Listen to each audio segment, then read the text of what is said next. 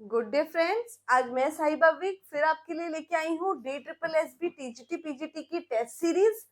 और आज हम लेके आए हैं आपके लिए टेस्ट नंबर 5 का लेक्चर नंबर 1। और अगर आपका ये लेक्चर कहीं ना कहीं मिस हो जाता है तो आप हमारी A1 ऐप को डाउनलोड कर सकते हैं और ये लेक्चर को आप हमारे दोबारा से देख सकते हैं। आज हम डिस्कस करने जा रहे हैं आपके साथ 30 क्वेश्चंस ऑफ लिटरेचर बेस्ड जो पहले के प्रीवियस ईयर में आ चुके हैं, चाहे वो टीजीटी के एग्जाम हो चाहे पीजीटी के एग्जाम हो। तो लेते हैं अपना पहला क्वेश्चन।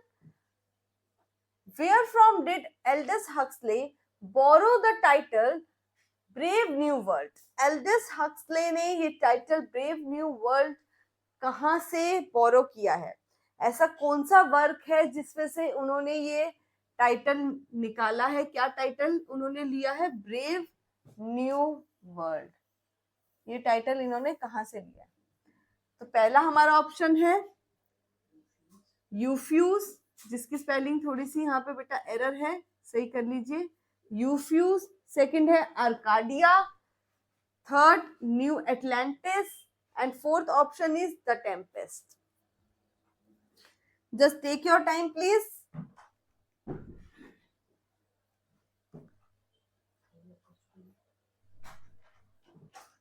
अगर आप ये कर चुके हो तो देखिए, पहला जो यूफ्यूज है, it is the work by John lily.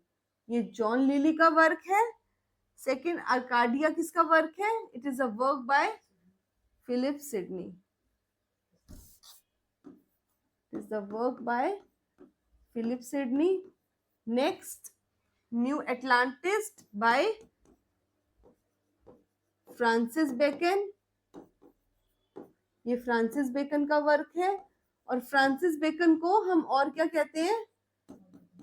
Father. Father किसका? Of English essays. इनको हम इंग्लिश एसे का फादर भी कहते हैं।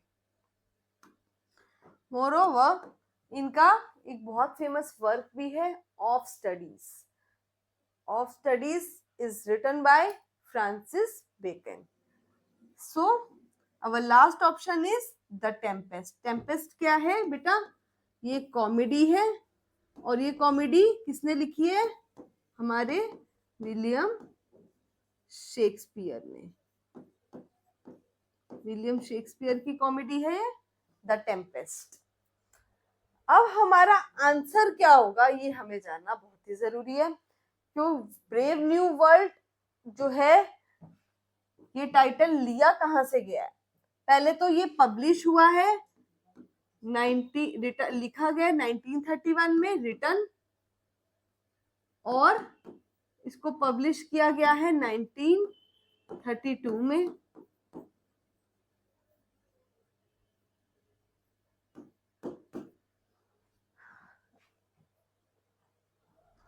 And the title is taken from The Tempest. Answer is The Tempest. हमारा आंसर है The Tempest. The Tempest के अंदर एक हीरोइन है और वो हीरोइन कौन है? मिरांडा। मिरांडा जो है वो द टेम्पेस्ट की हीरोइन होती है और ये अपने फादर के साथ एक डिजर्टेड आइलैंड पे रहती है जहाँ पे कोई भी व्यक्ति नहीं होता, एक आइसोलेशन का माहौल होता है। तो आइसोलेशन में वो वहां अपने फादर के साथ रहती है।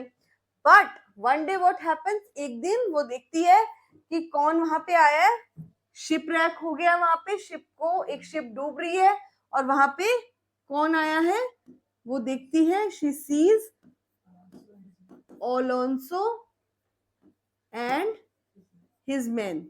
वो देखती है कि एक ओलोंसो और एक मैन आ रहा है और ओलोंसो का जो बेटा है फर्डिनेंड वो इस कहानी का हीरो है, यानी मिरांडा का लवर बनता है फर्डिनेंड। वो इसी एलोंसो का बेटा होता है। अब मिरांडा उन आदमियों को देख के क्या कोटेशन बोलती है बताइए? ओ ब्रेव न्यू वर्ल्ड ओ ब्रेव न्यू वर्ल्ड, आगे, दैट हैज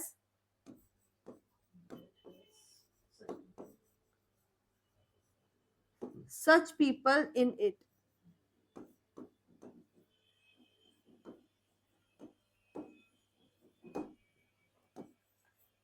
और इसी में से इन्होंने टाइटल लिया है O brave new world. Brave new world जो टाइटल है वो मिरांडा की इन्हीं लाइंस में से एल्डस हॉक्सले ने लिया है। So this is basically information about this work. So the answer will be The Tempest. Question number 2. Biographia Literaria was originally intended to be, यानी कि बायोग्राफी लिटरेरिया जब वर्क बना तो वो वर्क जो है वो ओरिजिनली किस पर्पस के लिए बना था? तो option A a poem, option B a preface, option C an epilogue and option D a biography. So just take your time please और सोचिए इसका क्या आंसर होगा।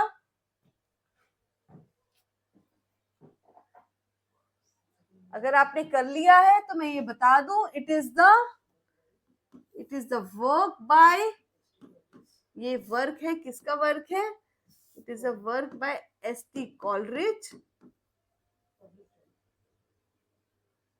एस.टी. कॉलरिज का काम है ये, और पब्लिश किस ईयर में हुआ है? 1817 में। इट वाज पब्लिश्ड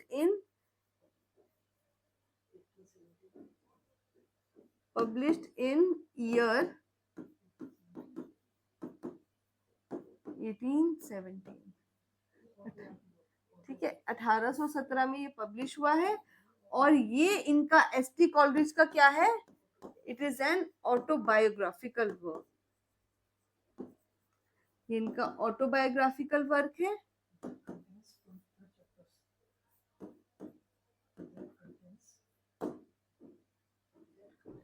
और इसके अंदर कितने चैप्टर्स उन्होंने रखे हैं? इन्होंने बायोग्राफी लिटरेरिया कंटेन्स 23 चैप्टर्स। इसमें 23 चैप्टर्स हैं। Contains 23 chapters.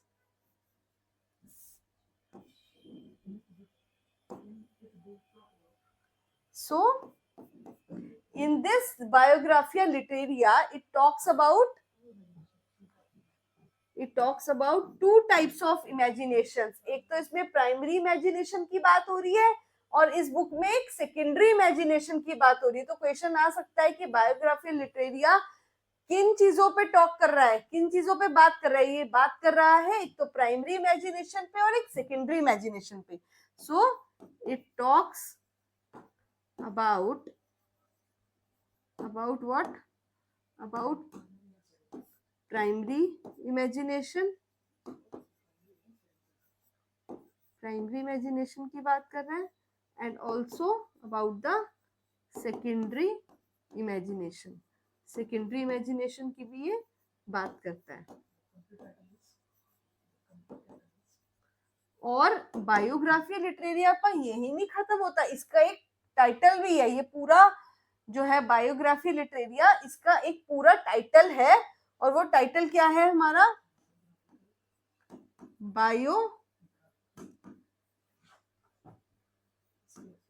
Biographical sketches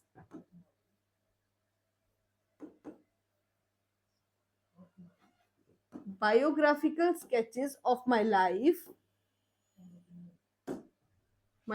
and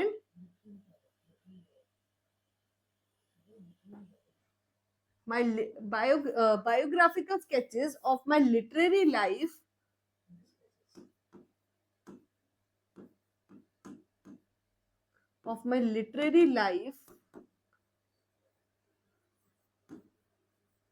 and sketches.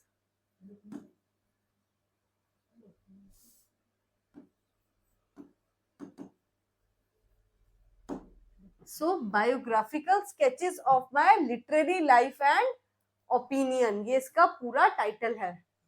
ठीक है, इसकी जो शुरुआत है, इसको जो इंटेंडेड, जिसलिए ये बनाया गया था, किस लिए बनाया गया था बायोग्राफिया लिटरेरिया, इसको यही सोचा था एस.टी. कॉलरिज ने कि वो इसको प्रीफेस रखेंगे. So answer will be option number B. Next question. Question number 3. In which year was Biographia Literaria published? किस साल में ये पब्लिश हुआ? अभी मैंने पहले आपको डिस्कस किया, तो स्ट्रेट अवे हम आंसर लगा सकते हैं 1817 में. और इट कंटेन्स, मैंने अब पहले भी आपको बताया था कि इट कंटेन्स 23 चैप्टर्स.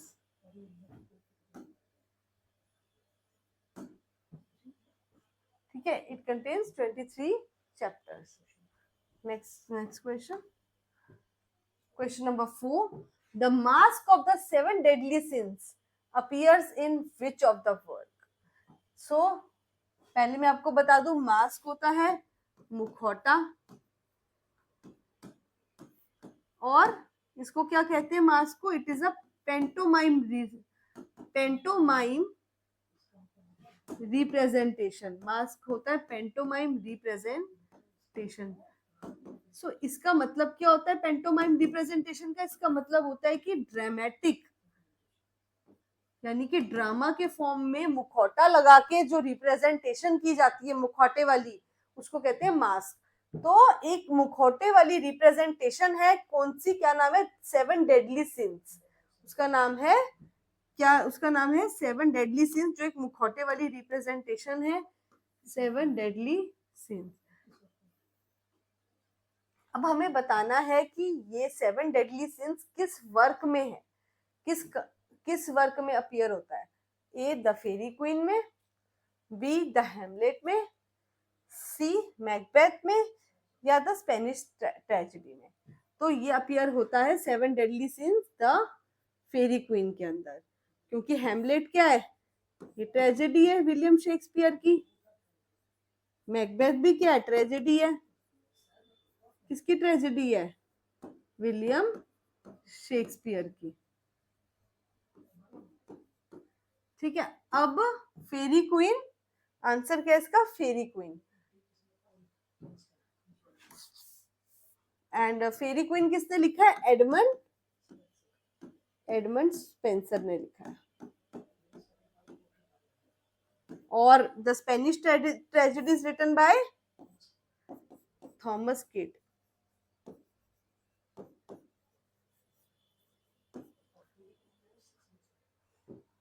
जो द फेरी क्वीन जो वर्क है, this work is in 6 books. ये वर्क 6 किताबों में है, 6 बुक्स में वर्क है ये. और इसमें किसकी बात हुई है? 7 सीन्स, 7 सीन्स की बात हुई है. 7 सीन्स कौन कौन से हैं हमारे? पहला हमारा सीन कौन सा है? लस्ट. सेकंड ग्रीड यानी लालच. प्राइड यानी घमंड. चौथा एनवी, दुश्मनी. ग्लूटोनी.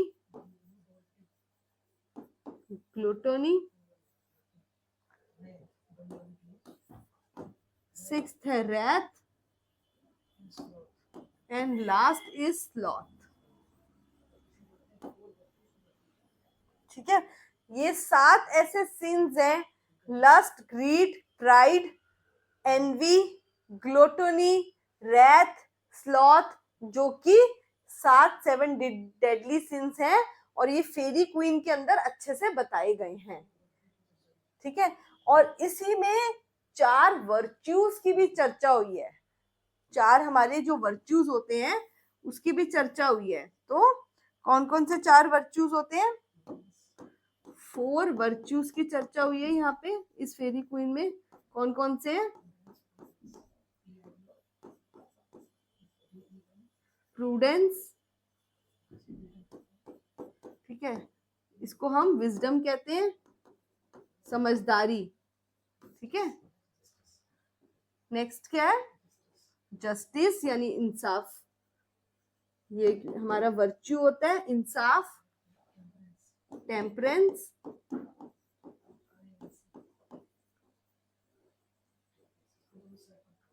ठीक है। टेम्परेंस मतलब क्या होता है, सेल्फ कंट्रोल, हमें अपने ऊपर सेल्फ कंट्रोल होना चाहिए, ये हमारा एक वर्च्यू है, एक हमारा बेनिफिट है। लास्ट है फोर्टिट्यूड, और ये हमारा आखिरी वर्च्यू है फोर्टिट्यूड। तो इसके अंदर ये 4 वर्च्यू की भी बात करी गई है। पहला है विजडम यानी समझदारी, उसके पास जस्टिस, जस्टिस मतलब इंसाफ, टेम्परेंस यानी कि अपने ऊपर कंट्रोल रखना, और लास्ट है फोर्टिट्यूड। फोर्टिट्यूड का क्या मतलब होता है, करेज, हिम्मत, ठीक है, हिम्मत।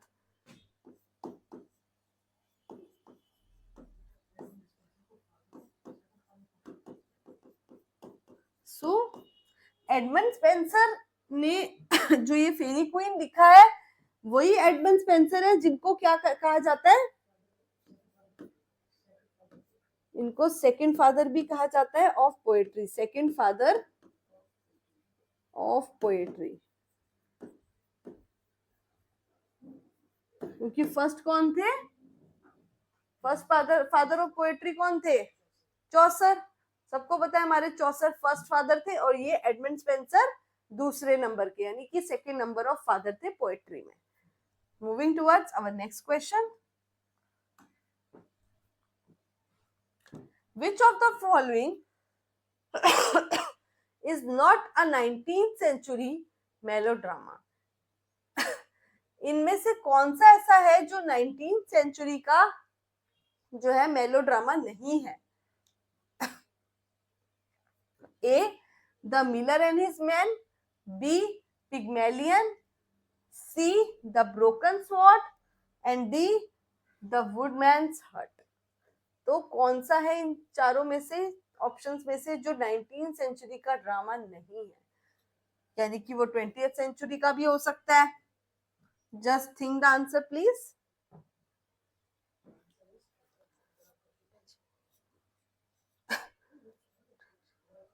सो अगर आपने कर लिया है तो इसका आंसर होगा पिग्मेलियन।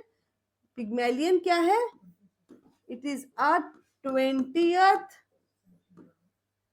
Century drama. और किसका ड्रामा है 20th सेंचुरी का, by G.B. Shaw, and it is